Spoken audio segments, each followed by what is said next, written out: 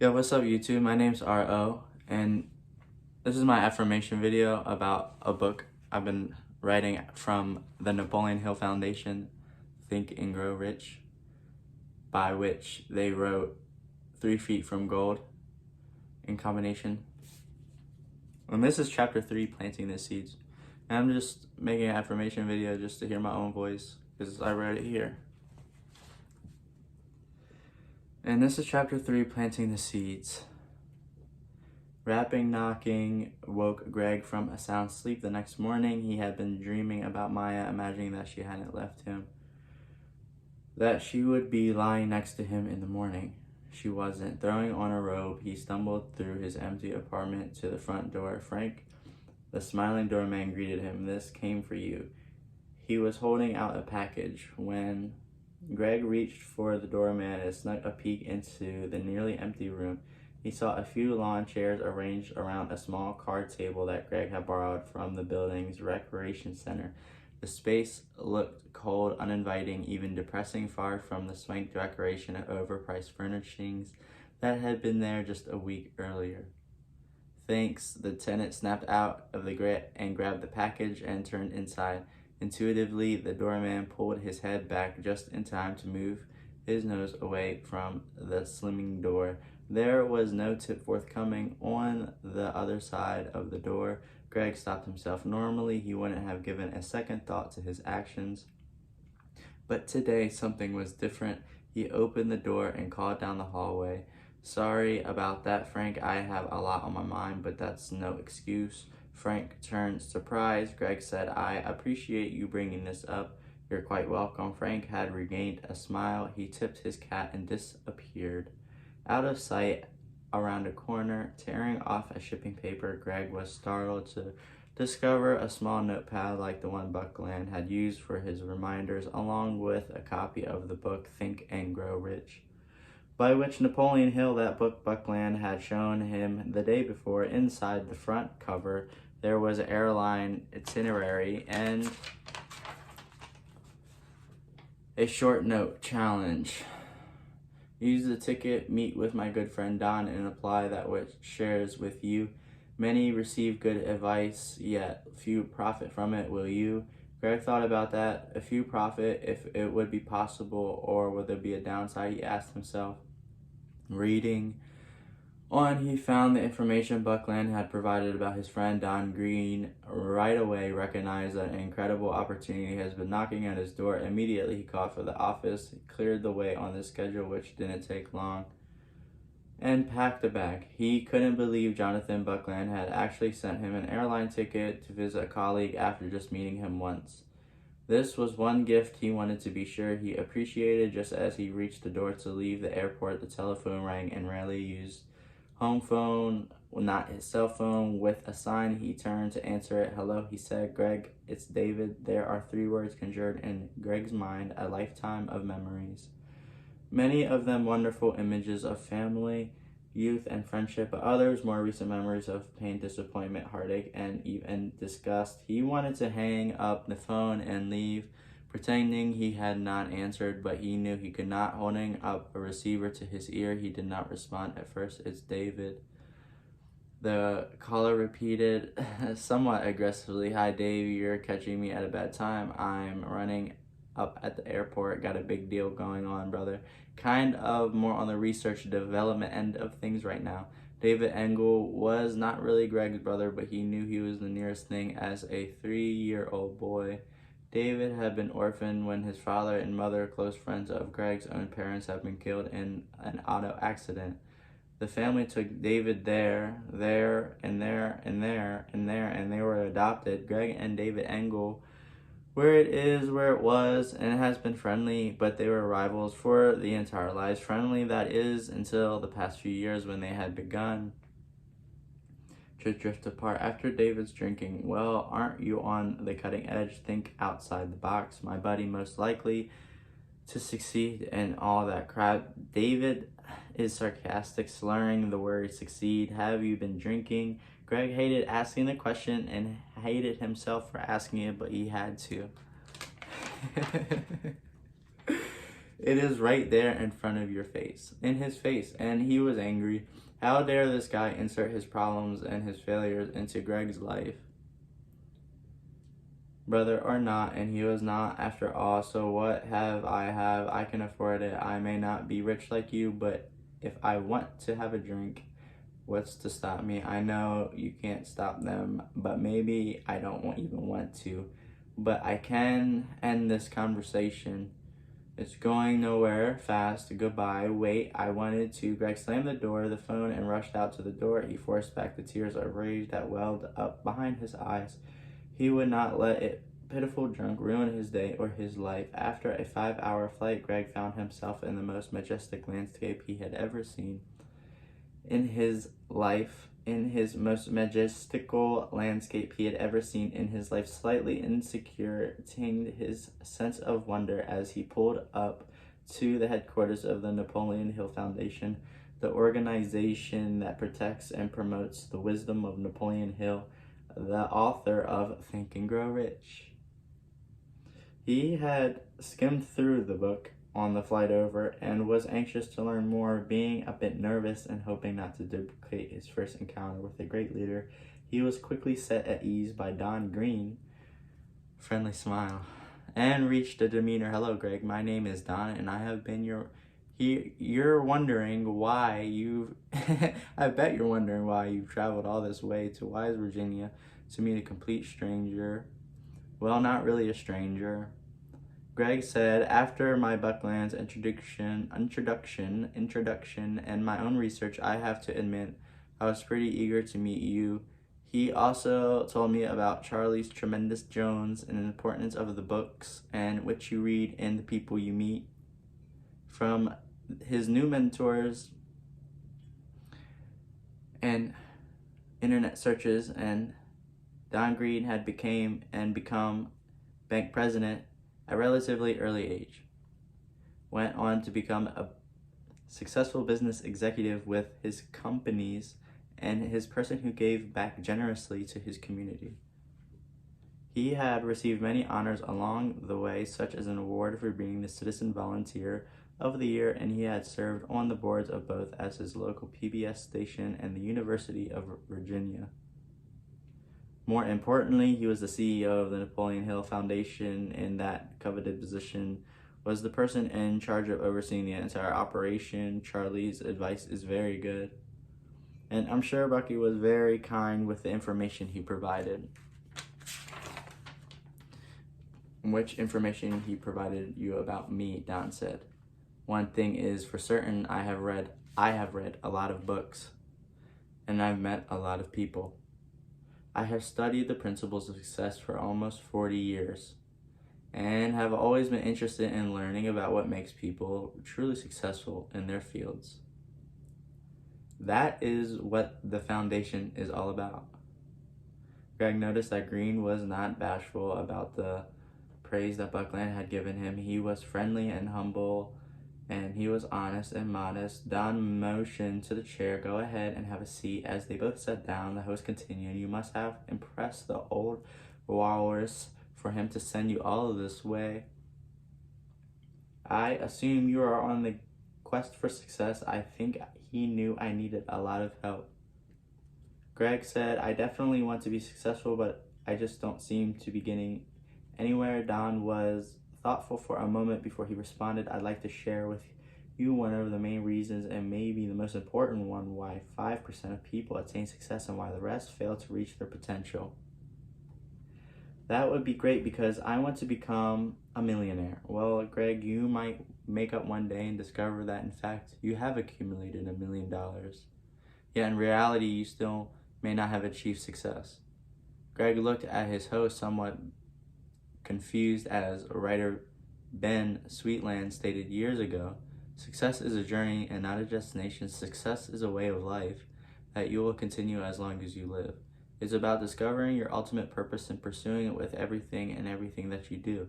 Don Green stated with great conviction, the great reason I help run the Napoleon Hill Foundation is because I want to help people discover their ultimate purpose. But the lesson I am talking about and want to share with you today is about never giving up because You must have courage not to quit even when you feel you have no other choice. Greg found himself physically pushing his body back into the chair in a reaction such as a powerful statement. He remembered he shared thoughts, Buckland, his frustrations, and his thoughts about giving up. I am here for a reason. I must pay attention, he prodded himself. Green noticed the young man squirming, realizing he must have hit a nerve. He continued.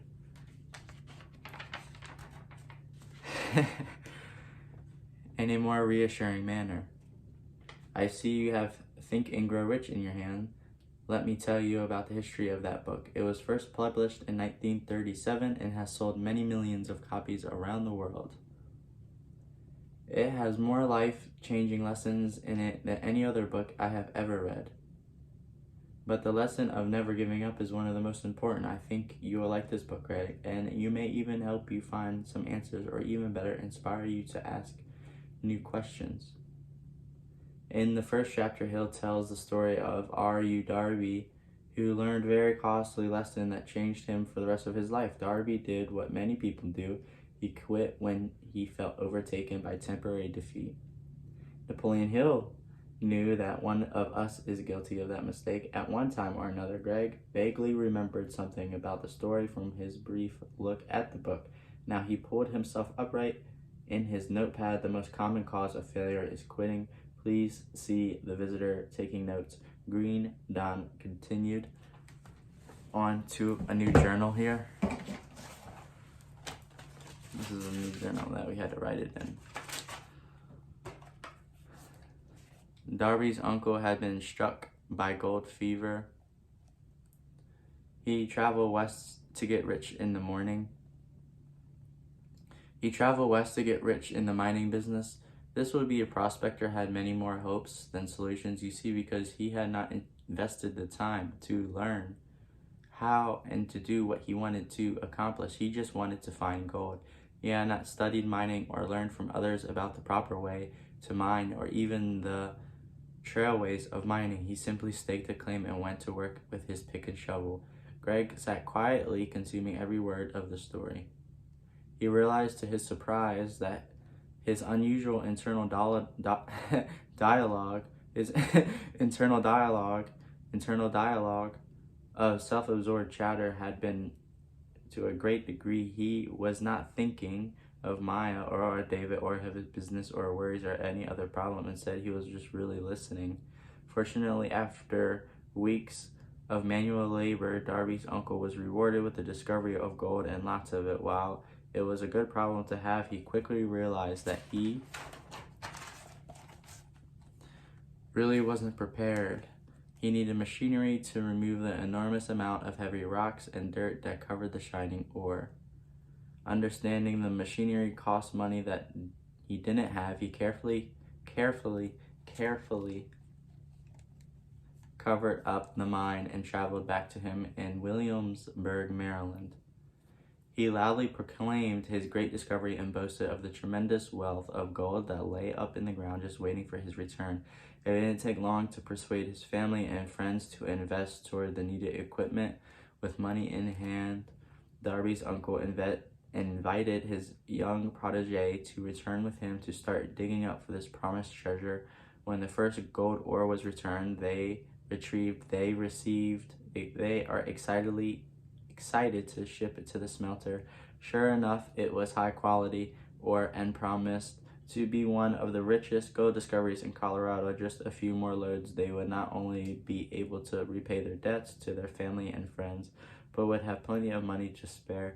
Darby and his uncle were convinced that they were about to make a huge fortune from their gold mine. When tragedy struck, the gold simply disappeared. Just when their hopes were at their highest, the Darbys were crushed to reach the end of the rainbow. The pot of gold was no longer there. Greg sat down, mentally kicking himself. If he had actually invested the time to read the first chapter of the book, he would have already gotten it. Now remember, they just wanted more gold. They had never studied the art of gold mining and had no true passion for business of mining, so they didn't know what to do except for keep digging. With their impatience and lack of knowledge, it wasn't long before they became totally frustrated and delusioned. They had experienced instant success and lost patience with the job when it became more difficult. They kept digging but found no more ore. It wasn't long before their dissatisfaction got the best of them and they decided to quit. Green paused to take a sip of water. Greg leaned forward so as not to miss a word of the story. Discouraged and defeated, Darby and his uncle sold both their mine and their equipment to a local junkman. For years, this junkman had been looking for an opportunity to break into the mining industry. He had studied mining for a decade and had always believed that this was his destiny. The sale was completed with the exchange of a few $100s and the deed. With that, Darby and his uncle caught the next train and returned their home in Maryland, ending their quest for gold. That's it? That's all? Greg asked. They just gave up? Yes, they just quit. But the story doesn't end there. You see, the junkman was passionate about the idea of mining. Remember. remember. He was just waiting for the right opportunity. He was also smarter than most people would give him credit for. With the deed in hand, he hired a mining engineer to inspect a claim, and together they discovered that it was a fault line. The engineer explained that gold ran in long veins and that the previous owners had simply drilled through the side of the vein and came out on the other. The engineer explained that if the junkman were to go back and dig up in the direction perpendicular to the Darbys had been on the first discovery, most likely be on the other treasure. The new owner, junkman turned gold miner, followed these simple instructions and sure enough hit one of the largest pockets I've ever uncovered, a mere 3 feet away from where the Darbys had quit mining. The junkman retrieved millions of dollars in gold from the site. He succeeded where the Darbys and his uncle had failed because of 2 things: his determination to fulfill his life's purposes of becoming a gold miner, and of course, becoming a gold miner, and willingness to succeed with expert advice.